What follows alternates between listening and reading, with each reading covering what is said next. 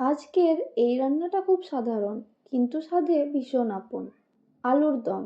শীতের দুপুর হোক বা বৃষ্টি ভেজা সন্ধ্যা, গরম ভাত আর আলুর দম, এই কম্বিনেশনটা কখনোই পুরনো হয় না। প্রথমে আলুগুলো ভালো করে ভেজে নিলাম, যাতে বাইরেটা একটু শক্ত হয় আর ভেতরটা নরম থাকে। এরপর কড়াইয়ে তেল গরম করে দিলাম। তেলটা গরম হয়ে গেলে তেজপাতা, গরম মশলা আর একটু জিরে ফোড়ন দিয়ে নিলাম। এই ফোড়নটাই আলুর দমের আসল ঘ্রাণ এনে দেয়।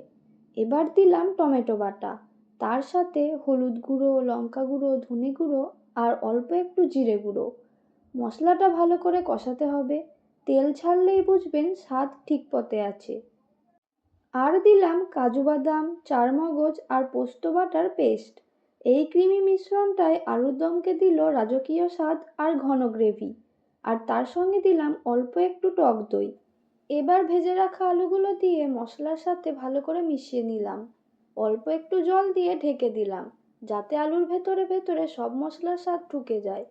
শেষে একটু ধনেপাতা কুচি ছড়িয়ে দিলাম, আর যদি চান 1 চামচ ঘিও দিতে পারেন। গরম ভাত, লুচি বা পরোটার সাথে এই আলুর দম সবসময় পারফেক্ট।